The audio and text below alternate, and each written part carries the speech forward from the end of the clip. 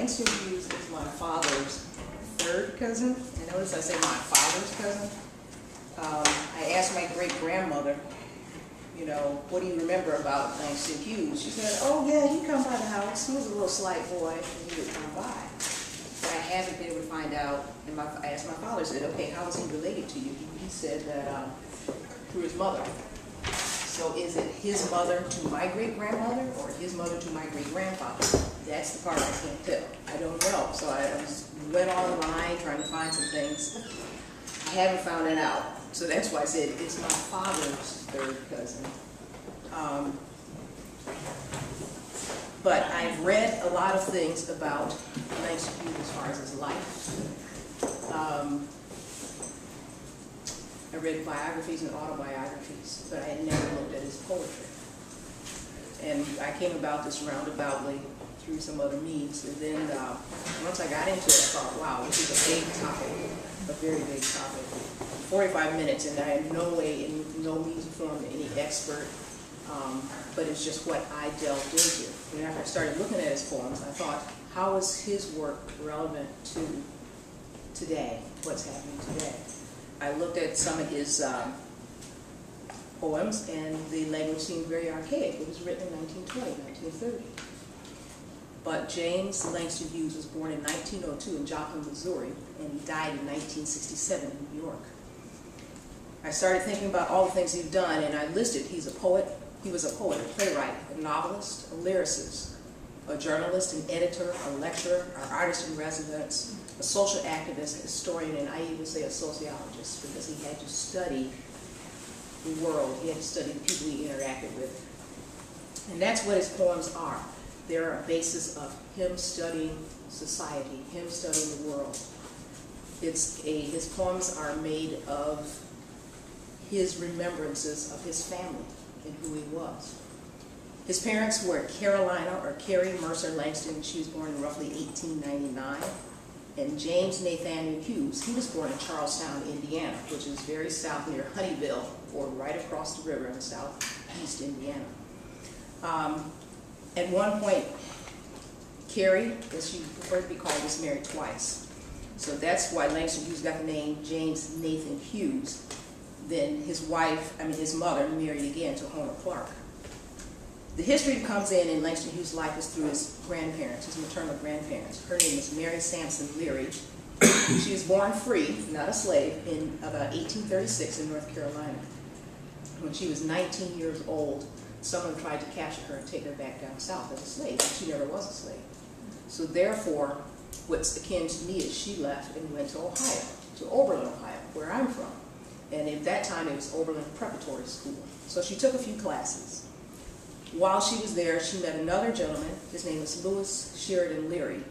He was a harness maker, but it was more importantly for the history that you see in Langston Hughes' poems, he was an abolitionist. So Langston Hughes' grandmother, Mary Sampson, and Lewis Sheridan Leary, they were abolitionists. So when he was young, Langston Hughes, his grandmother was 70 years old by the time he was born. And he said, I would sit in her lap and she'd tell me these stories about slaves. He said when he was young, he didn't know whether they were true or not.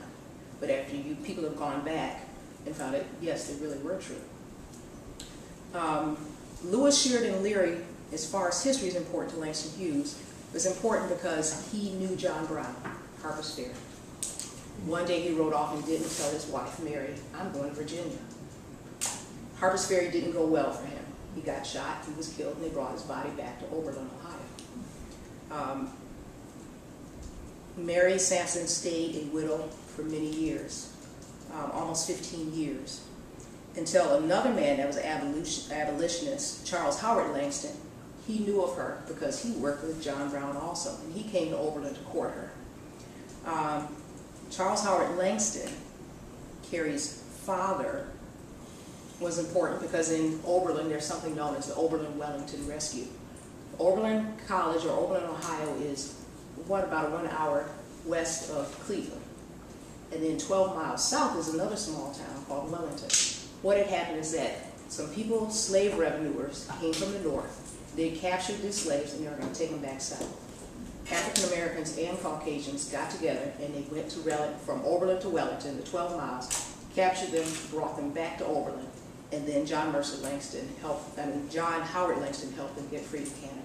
So that's why there's a plaque. If you go to Oberlin, there's a plaque recognizing the Oberlin Wellington Rescue. John Mercer Langston, he was a brother to Carrie's father, brother to Charles. He was elected to the Virginia Congress in 1890, first African American elected to the Virginia Congress. He was acting president of Howard University at one time, Virginia University, and elected official to several Ohio townships. So this is the great uncle of Langston Hughes. Langston Hughes got his ethnic consciousness from his grandmother. She didn't stand for any foolishness, didn't want to hear that, what they call loose talk. She'd read her Bible, but she wasn't very loving towards her grandson. She'd tell him stories, but as far as doting on him, that wasn't what she did. But then again, think of the times when I said she grew. She was not a slave, but then she helped slaves get free. She didn't have time for placating her grandson, let's put it like that. Langston Hughes' love of theater came from his mother.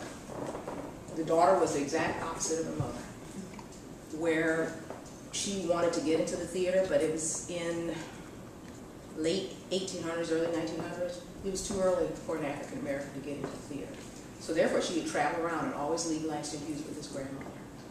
There's times he would go with some of his uncles and aunts, and he wrote letters back, and there's letters that you can read. He says, that was the one time I actually had enough food, or I had someone who was actually caring for me. So he pretty much grew up kind of isolated, not having a lot of love from his mother or his father. His father, James Nathan Hughes, he was a man of principle. He was a lawyer, but in Kansas City, in Lawrence, Kansas, they wouldn't let him pass the bar. So therefore, his response to that, and trying to make history short and concise, he left and went to Mexico. Carrie didn't go to Mexico. She went to Mexico once, there was an earthquake, she came back and brought Langston back. So therefore, they lived together for like maybe a period of 7-10 years, but after he could not practice the law, he went to Mexico. Basically, I guess at some point they got divorced and he took another wife in Mexico.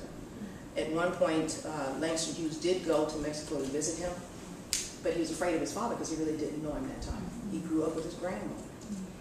And somehow he was supposed to travel with his father when he was in Mexico, and he got sick. We couldn't find out. The only reason why he got sick because he was afraid of his father. But what he did learn is how to speak Spanish fluently.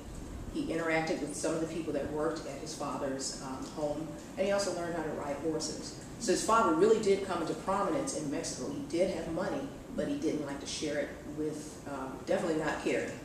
And definitely, he would give his son an allowance, but I was wondering, why are you running out of money so soon? What he wanted Langston to do is become a metallurgical engineer because there was silver in the mines in Mexico. Langston said, that's not what I want to do. I want to go to Columbia. I want to be in New York, Columbia University. His father said, no, I'll give you money if you go to England. That wasn't what he wanted to do. So finally he convinced his father, let me go to Columbia. Let's just pay for money. You'll let me go to school in Columbia. So he had these great dreams about New York and about Harlem. So he eventually did get to Columbia. Didn't graduate from there, but did graduate from another university in Kansas. At some point in which I was looking at Langston Hughes is because when he got to be in high school, sometimes his mother was with him, sometimes it wasn't. Sometimes he visited his father, sometimes he wouldn't. But she went off and left him when he was about 16 or 17. And he lived at that time at 2256 East 86th Street. My grandmother lived at 2301, and that's when I asked her, well, did he come down? She says, yeah, he would come down. Cleveland was a much different city at that time than what it is now. And he went to Central High School in Cleveland, Ohio. And at that time, there were not that many other African Americans in the high school, but there were a few. But some of the history, and this is the first poem I'm going to read, it's called Negro, just to give you an idea of what his poetry was like. I am a Negro. Black as the night is black. Black like the depths of my Africa. I've been a slave Caesar told me to keep his doorsteps clean. I brushed the boots of Washington. I've been a worker. Under my hand, the pyramids rose. I made mortar for the Woolworth building. I've been a singer, all the way from Africa to Georgia. I've carried my sorrow songs. I made ragtime. I've been a victim. The Belgians cut off my hands in the Congo. They lynched me still in Mississippi.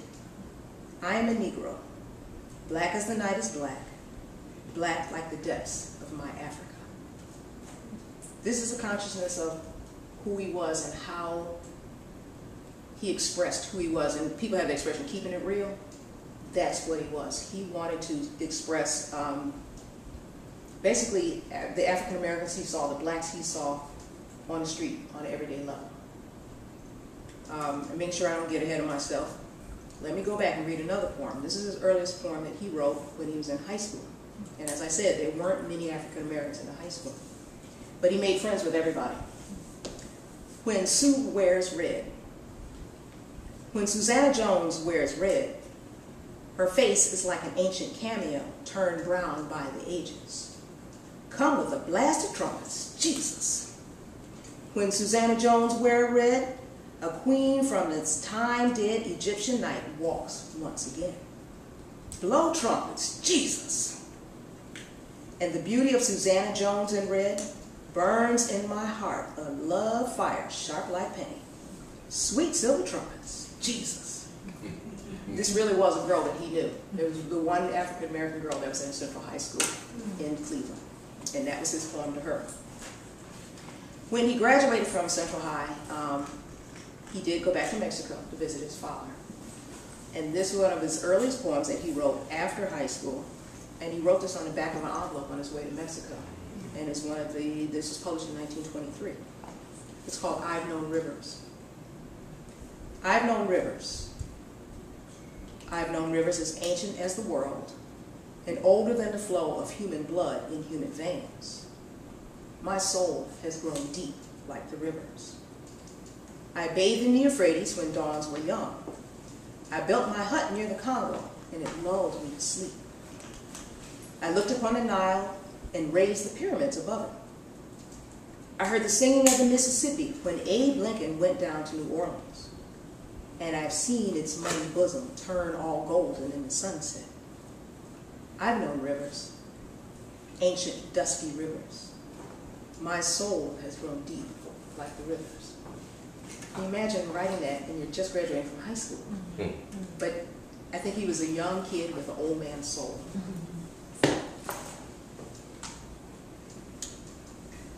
This was another poem, and as I said, his poems were derived from doing studies of people.